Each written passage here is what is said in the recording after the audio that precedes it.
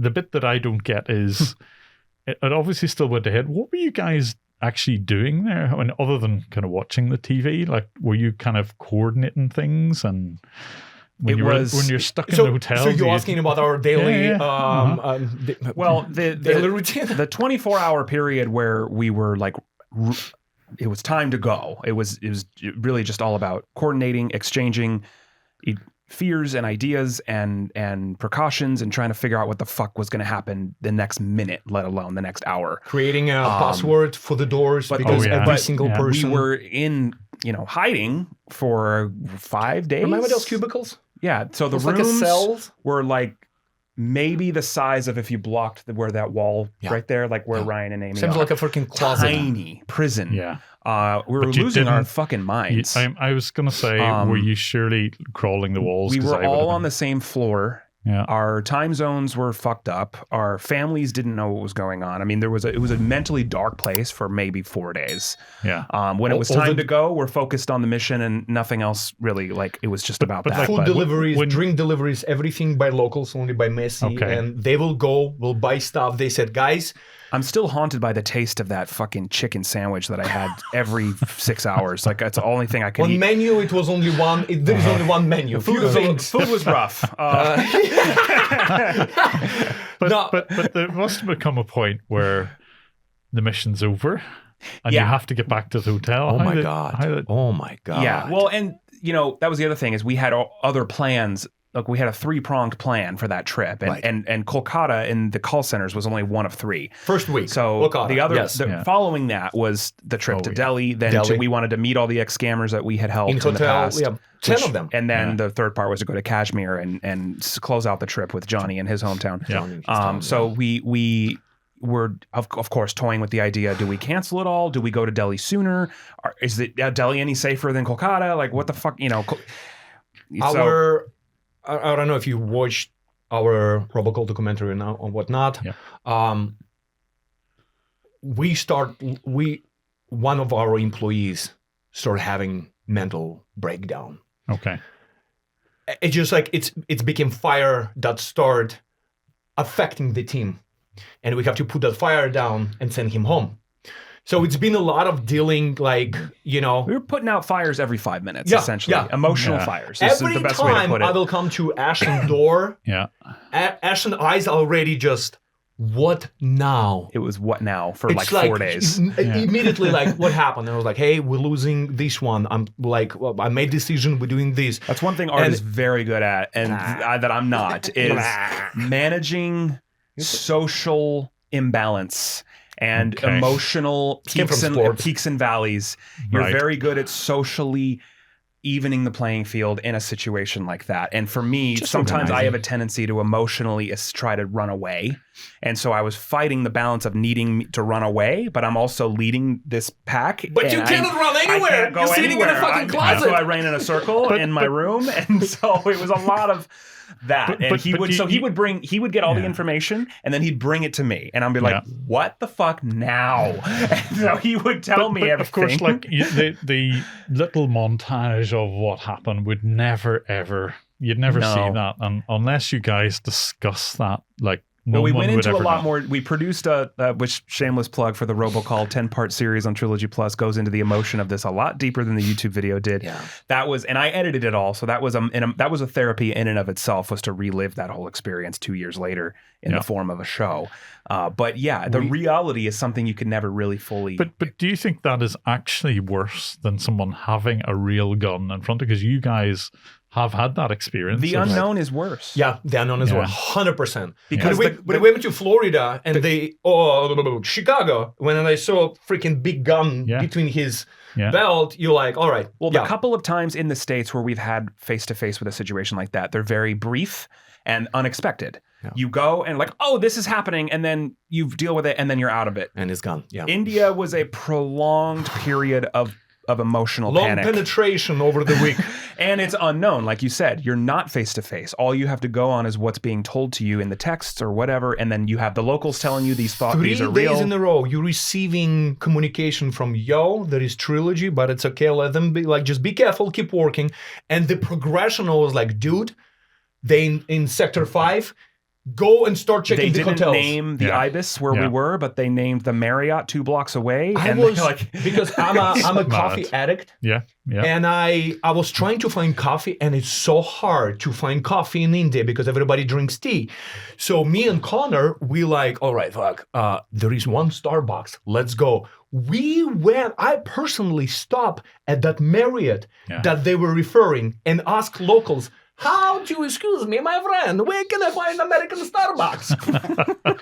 Didn't stick out at all. And precisely that voice, too. Yeah. But you know what, another fun fact, when we got back You still got spotted going to that coffee shop. That's exactly. Fun fact, when we got back to LA, whatever, months later, I finally got access to internet, and I saw that on Tuesday, when I was from Marriott getting direction to go to Starbucks, we were crossing a road, but it's not a road. It's a freeway where nobody stops, and you just have to run. The driving, So me and Connor, we like eager to get that coffee.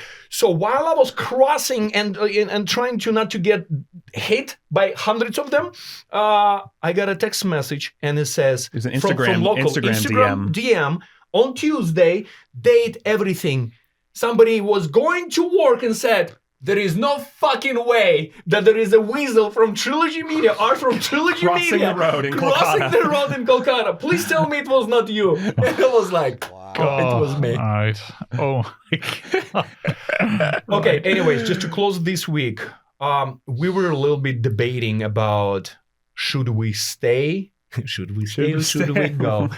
Should we stay or should we relocate and just... We made a decision just to stay, and Johnny and Massey said they can shoot you anywhere except hotel. Believe it or not, hotel is your safest place. You cannot kill American tourists in hotel. I mean, you can, but it's less likely than if you're showing your face. Most safest you're going to place. be Plus, on camera. if we relocate, we got to show our face. We got to go recheck in. It might almost introduce more risk than if we just. Right now, they don't know where we are, so let's just stay here. They, Jim, they have to bring us I'm everything. going to tell you this much. When everything was over, everything was accomplished, we escaped. We made it to the plane in Kolkata International Airport. We in the plane, and we taken off, and flight attendant came. I just going to tell you that. I ordered 69 drinks to celebrate the life. You kissed the ground like I kissed the ground. I would have been the same. In fact, I probably would have been on the first flight out. Me and you, Jim, we would have been together. Me and you, man. She said, you dumbasses, you flew, you still spent 2 weeks. As soon as I would see shoot on sight, that would be me out the door. That's it. Sorry. And big credit to everybody, but specifically to this kid who could have left. Yeah. And without him, with all these devices and bombs and everything, there is he struggled to put together. There's a picture somewhere in my phone of his hotel room bathroom after he left. It looks like a laboratory. A terrorist laboratory. Like, you're going to take this with him. You have to leave it. And piles of wires and boxes and big luggages. It looks like a bomb manufacturing. And he said, guys, fuck off. I'm not taking this with you. Just take whatever you need. The rest, leave it in the room. And he left. Mark didn't want him to take anything back because he didn't want to introduce any kind of issue at the airport if you're trying to leave. Yeah. So he's like, just leave it all there.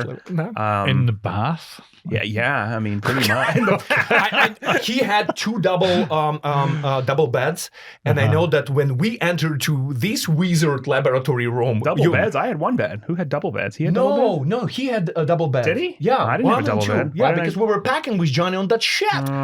You're walking in. And you see on the left bathroom full of wires and some glue, different colors, and then you look on 2 beds, and you see just wires fucking everywhere. Like, dude. And I was like... I thought you were going to say all the cockroaches were still in it. No, we left those in the call center. Those are in Enche. No, actually, again, I love creatures and animals so much that we took those roaches and we went to the city and we let them go. I pet them, let them go. And rats... Got adopted. They became my family. I knew you got attached to them. But they were tame, weren't they? Like, that was the thing. They were what? They were tame.